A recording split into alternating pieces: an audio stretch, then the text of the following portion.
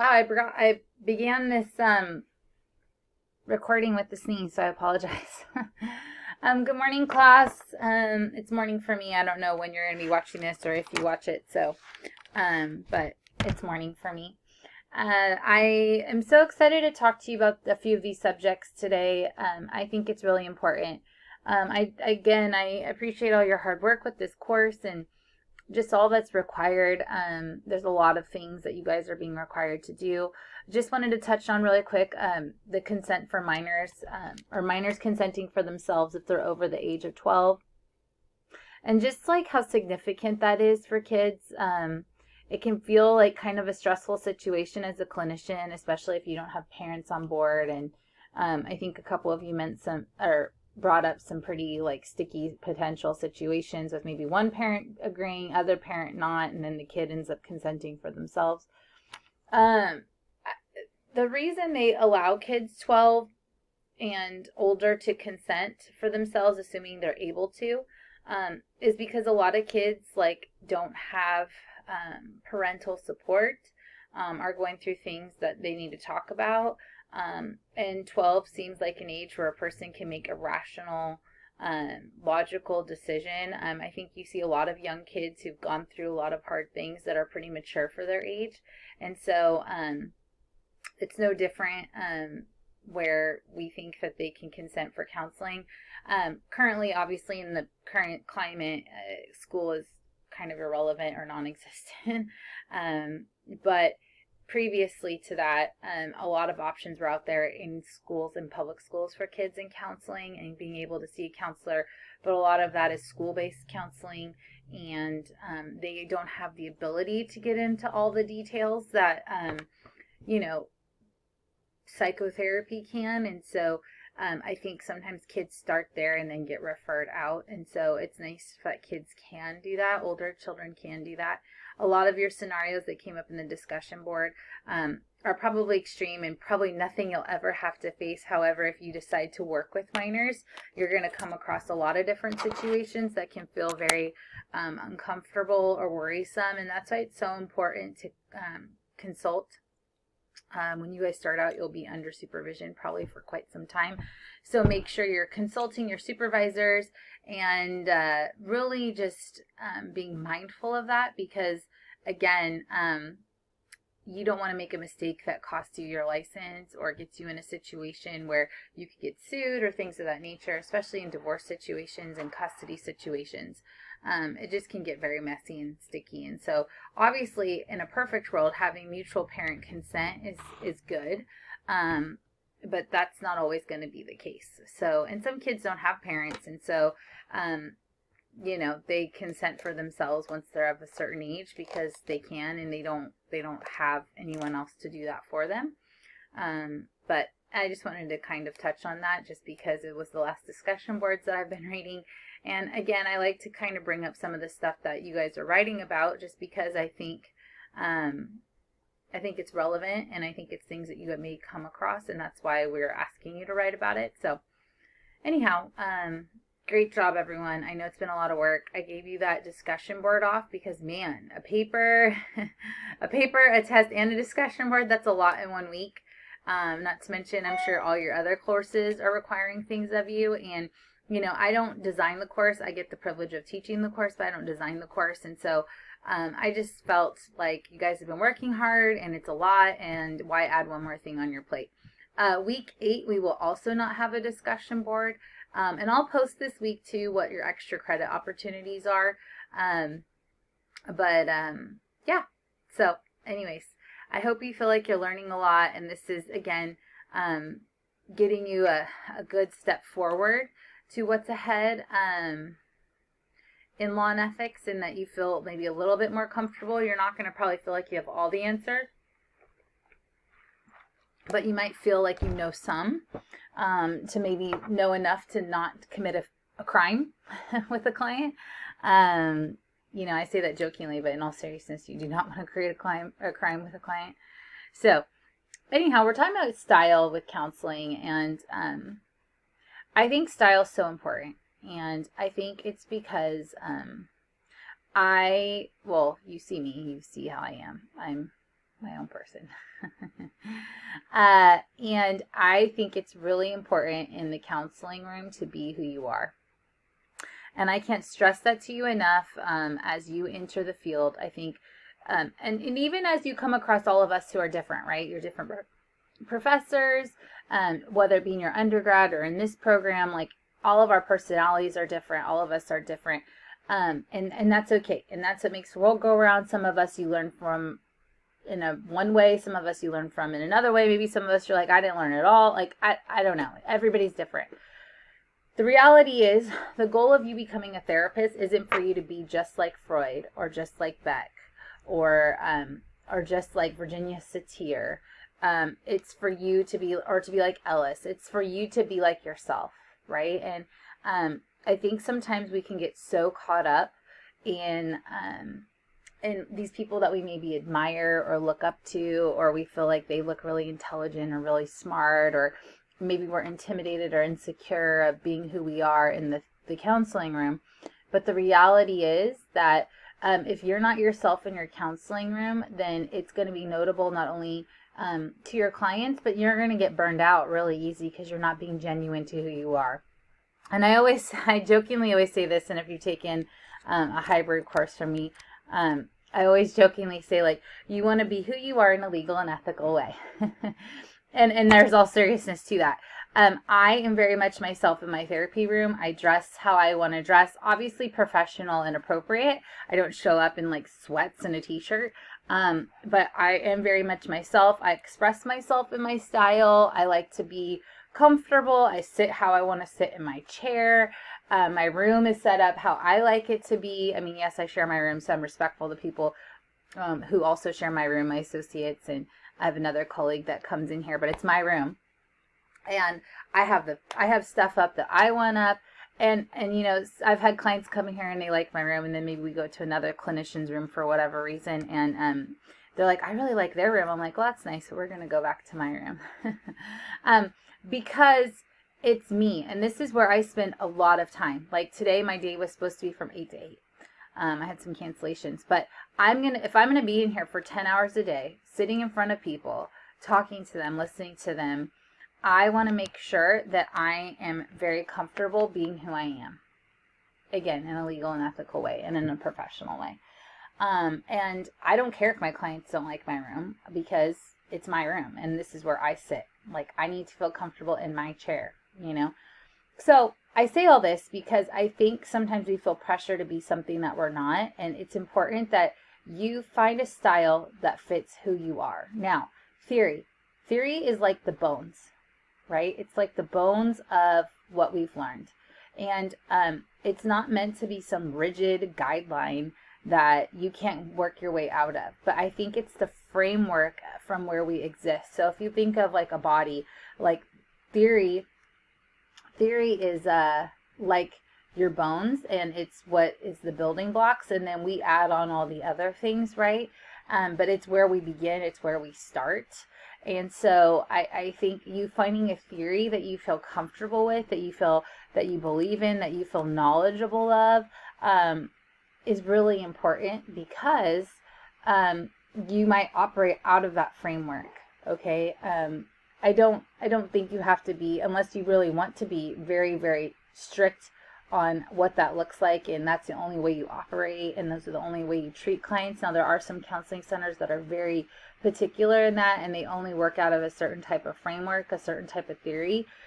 If that's where you end up, then that's what you need to do. But if that's not what you like, then you want to make sure you're in a place where you can have the freedom to operate out of, you know, maybe different types of theories or within a few theories. You know, I would suggest finding a few that you really enjoy and that you like and that you believe in and you like the work, because I think that can be very beneficial for you, and it will help you to be able to use it in a practical way to help your clients. Again, I just really want to encourage you, if you learn anything from me, if anything at all, is that for you to be yourself in your therapy room. Even when I teach, I hope I come off in a professional manner, but I have to be myself, because if I'm not myself, then I'm trying to be somebody that I'm not, and that's, to me, not being honest with who I am. And I'm okay with who I am. And so And of course, I want to conduct myself in a way that's respectable and professional and godly manner, but I also want to make sure, like, this is who God created me to be, and so to be anything other than that would be a deviation of what he intended. And so I feel the same way in my therapy room as well. And I think my clients appreciate that. They appreciate the authenticity. They appreciate, me being who I am, and I think that helps them with their therapeutic alliance.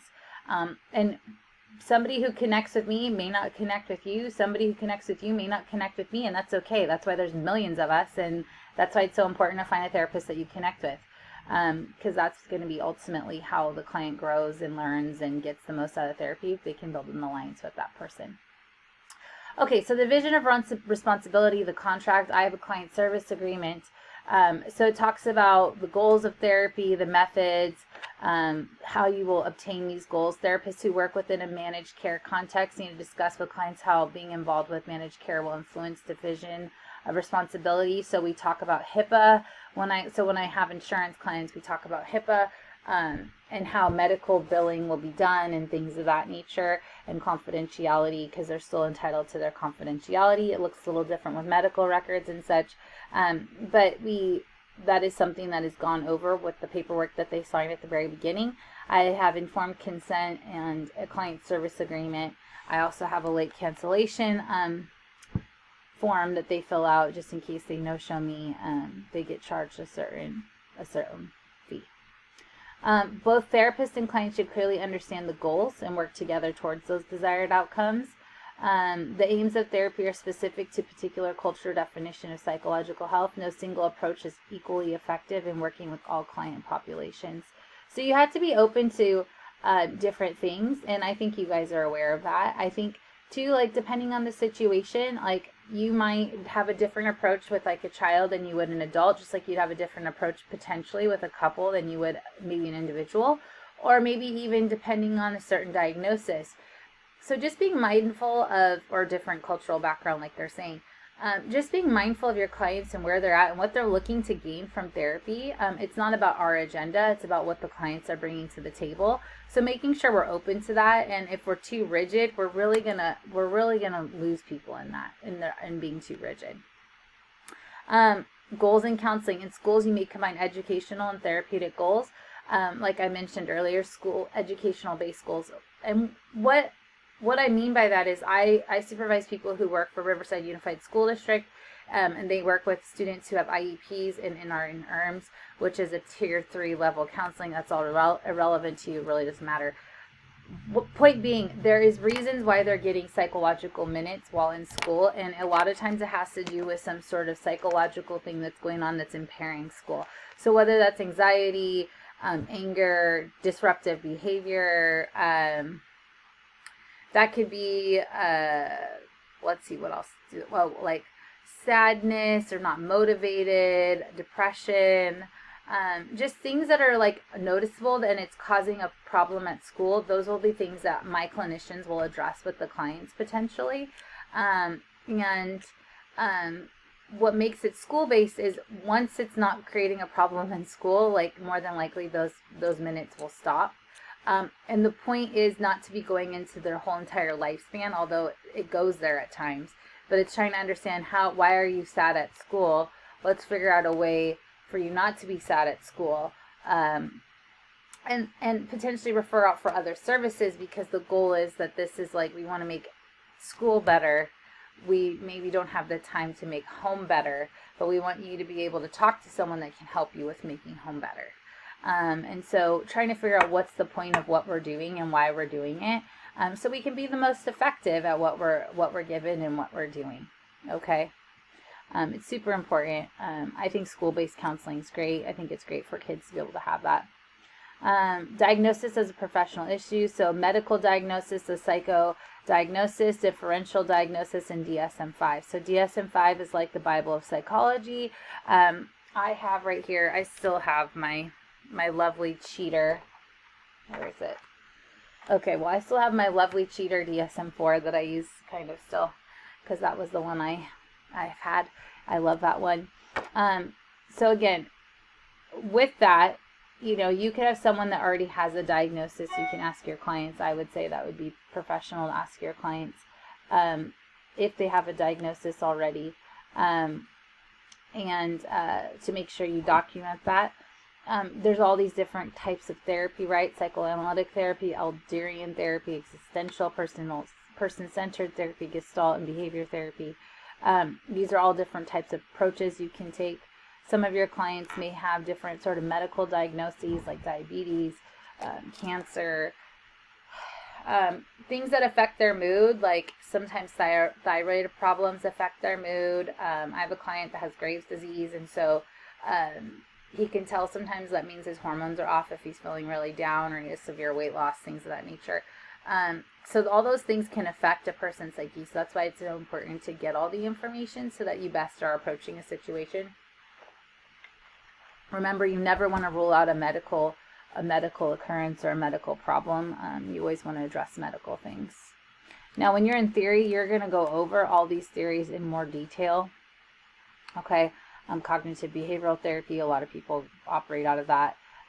Reality therapy, feminist therapy, postmodern approaches, systemic approaches. Systemic approaches are used often with families. Okay, so you're going to go over that a lot in your theory class, which is great. And I'm glad that you are able to do that. Theory is going to be part of your test when you take your test 3,000 hours from now. And not all of it's going to be theory. Some of it's going to be theory. And so it's good to know and to understand. Again, once you kind of decide what theories you like, you might start to really focus on specific theory. But you will be tested on those things when the test does come. So ethical standards in couples and families therapy. So responsibility to clients, confidentiality, professional competence, and responsibility to students, employees, and supervisees. Okay, so you enter a whole new world when we start to get into family and couples therapy. We want to make sure we are clear on fees, how we advertise, again, responsible to how we handle research things if that's what you decide to get into. So a family therapist, okay, so sometimes people are like, like you only see families because my title's an MFT, marriage family therapist. And I'm like, well, actually, no. What that means to me is that I have been changed. I've been trained in marriage, family, and individual therapy, and that's why it's MFT. So I'm not only trained in seeing individuals. So I can see couples, families, and individuals, children by themselves, whatever. I have been trained in those things. So we have a special knowledge in family issues, couples issues. We've been trained in those things, and know some of those methods and theories. And that's what makes you qualified. And we've taken certain courses. That's what makes you qualified for doing that. Values in couples and family therapy. Value system of the therapist has crucial influence on formulation and definition of problems. So there's a feminist perspective to family therapy. So you might have challenging of traditional roles, gender-specific rules, things of that nature. Intimate partner violence, major thing. And intimate partner violence is not just a man hitting a woman. I think that's very stereotypical. I think partner violence goes both ways. Sometimes both partners are violent. A lot of times in California, the police, if they come out for domestic dispute, will take both people. But it's a real issue. It's a real issue even in young people today with dating. Major violence that breaks out. Intimate partner violence occurs in both same-sex and heterosexual relationships. Affects people from all ethnic and socioeconomic backgrounds. Like domestic violence does not have a bias. Anyone is capable of, it's kind of like mandated reporting, if people think like, oh, like, maybe it's only in a certain socioeconomic group, but that's not true at all. Like, abuse can happen in any sort of home, any sort of ethnicity, any sort of gender. Unfortunately, abuse does not have a bias. So now how it gets reported is a whole other thing, but it happens everywhere and it happens in every kind of family. So under current law, mental health providers generally are not required to report intimate partner violence. And you might be like, what? It's true. We do not have to report domestic violence unless children are involved. And that could be as far as like parents are throwing things and the kids are there witnessing it. Kids are witnessing violence, they're hearing violence. You can report that. But if a couple comes in and just says they're physically violent with one another, you don't have to report that. Okay. The therapist's goal is to protect victims from any further harm, including protecting any children the couple may have in the home, like I just stated. A couple times when I've had intimate partner violence come into my office, if I'm only seeing one partner, I talk about a safety plan. How are they planning to get out if needed? We will go over those kinds of things just to assure safety for not only them, if there's children involved, what that looks like. But again, like just assuring their safety and what the plan is. Okay. Confidentiality. So exceptions to confidentiality. Always mandated reporting is an exception. Protect a client from self or others. When a family therapist is a defendant in a civil, criminal, or disciplinary action, and when a waiver has been previously obtained in writing. So you might have a release of information, maybe for a doctor or a lawyer or teacher, where you can share things, and that's okay because your client has said that. But it would be the same as with an individual client, like they're entitled to their confidentiality even though they're a family.